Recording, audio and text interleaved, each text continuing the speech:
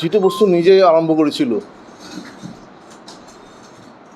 16-17 বছৰ বয়সত নিজে শিকি নিজে এনালাইজ কৰি নিজে অৰ্গেনাইজ কৰি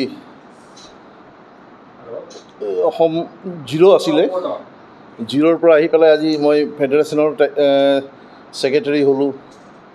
এইটো এটা বিৰাট ডাঙৰ এক্সপিৰিয়েঞ্চ বহুত মানে। আৰু কথা হ'ল যে কাৰো সহায় নোলোৱাকৈ, কাৰো দয়া নোহোৱা কৰি নিজে ফাইট কৰি, যিহেতু ফাইটাৰ আছিলোঁ সৰুতে, ফাইট কৰি কৰি আজি আহি ইমান দূৰ পালোঁ। গতিকে সেইটোৰ মজাটো অলপ মানে বেলেগ।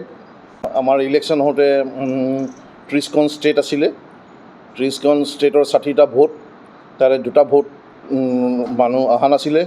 প্লাছ আউটষ্টেণ্ডিং স্পৰ্টছ পাৰ্চন আছিলে। আজি নতুন নিয়মতে আউটষ্টেণ্ডিং স্পৰ্টছ পাৰ্চন ল'ৰা আৰু ছোৱালী সমানে থাকিব লাগে, সেই হিচাপে 4জনে এণ্ট্ৰি পাইছিলে। টোটেল আমাৰ 61টা ভোট হৈছিলে। 61 4জনৰ পৰা 2জনে পালে, 2জনে পোৱাৰ পিছত 61টা ভোট হৈছিলে, ভোটাৰ আছিলে। 61ৰ পৰা মই 39টা ভোট পাইছিলোঁ আৰু মোৰ অপোনেণ্ট যোন আছিলে সি 22টা ভোট পালে। প্ৰেছিডেণ্টে আমাৰ 32টা ভোট পাইছিলে। তেনেকৈ কৰি এটা সুন্দৰ বাতাবৰণৰ মাজত ইলেকশ্যন সম্পন্ন হৈছিলে। তাৰপিছত ৰিটাৰ্ণিং অফিচাৰে আমাক চাৰ্জ হেণ্ড অভাৰ কৰিলে। কৰিয়েই আকৌ আমি ইমিডিয়েটলি, যিহেতু আমাৰ জুডো ফেডাৰেশ্যন অফ ইণ্ডিয়া ইমান দিন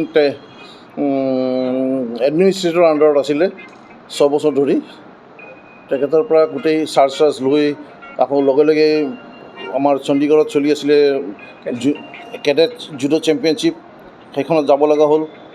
তাৰ পৰা আজি আহি পেলাই পালোঁ ৰাতিপুৱাই। সেইটো আৰু এতিয়া চাওঁ কি কৰা যায় কি কৰা নাযায় অসমৰ কাৰণে। অসমৰ এটা মেডেল আহিছে তাতে ভৱানী মৰাণৰ কেডেট ছেকশ্যনত। এতিয়া আকৌ মেট নাই, আমাৰ মেটৰ কাৰণে প্ৰব্লেম হৈ যাব।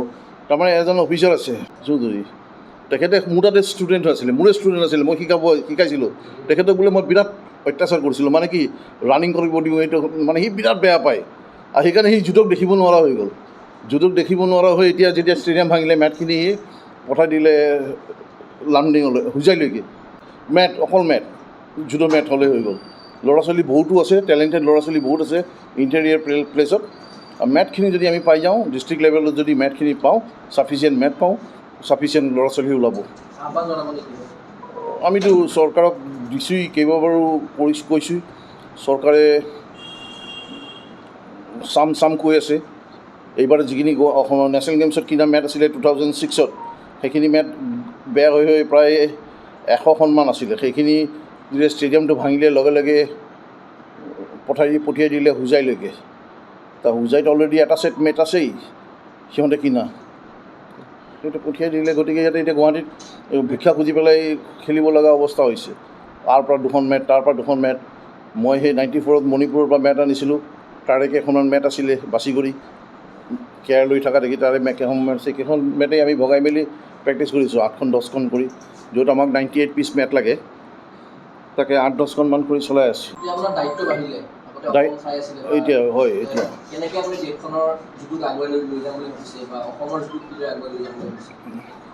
প্ৰথম কথাটো মই এতিয়া ভাৰতৰ মানুহ, গোটেই ল'ৰা ছোৱালীবোৰকে চাব লাগিব। এতিয়া আমাৰ প্ৰথমতে আছিলে যে প্ৰত্যেকটো প্লেয়াৰে ৰেজিষ্ট্ৰেশ্যন কৰিবৰ কাৰণে 2000 দিব লাগে এটা ইয়াৰত, আৰু অফিচিয়েলে 6000 টকা দিব লাগে। আমি চাৰ্জ লৈ সেইদিনাখন 500 টকা কৰি দিলোঁ। আকৌ আগৰ ৰেট গুচি গ'লোঁ, 500 টকাত ষ্টুডেণ্টৰ 500 টকা, প্লেয়াৰ্ছৰ, আৰু অফিচিয়েলে 1000 টকা, 1000 ৰুপিজ কৰি সেইটো কৰিছোঁ। তাৰপিছত এতিয়া বাকী কেম্পবোৰ কেনেকৈ হয় চাওঁ কি হয়। GSW এটা প্লেনিং কৰি আছে খোলাৰ কাৰণে অসমত, পলাশবাৰী পিনে ক'ৰবাত খুলিব, শুৱালকুছিত খুলিব। গতিকে চাওঁ সিহঁতে কেনেকুৱা ধৰণে হেল্প কৰিব। ডিচেম্বৰ মানত সিহঁতৰ প্ৰজেক্ট এয়া হ'ব। তাৰপিছত চাওঁ কি হয়, কেনেকুৱা কৰে সিহঁতেতো অকল অসম বুলি ধৰি নাথাকিব, পূৰা ইণ্ডিয়াৰ পৰা ল'ৰা ছোৱালী টানিব, বেষ্ট ল'ৰা ছোৱালীকেইটা টানিব।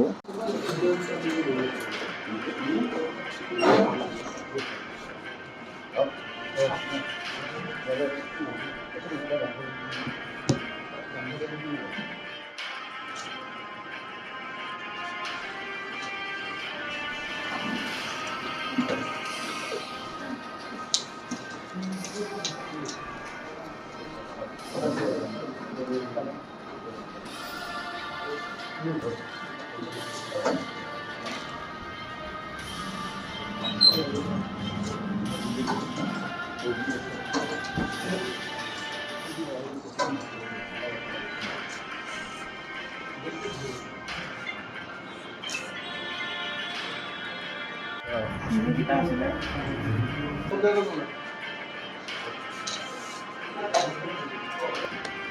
জয়েন্টের দোকান ছিল সম্পাদক সন্ধ্যা প্রকাশ ছিল, এখন প্রধান বলছে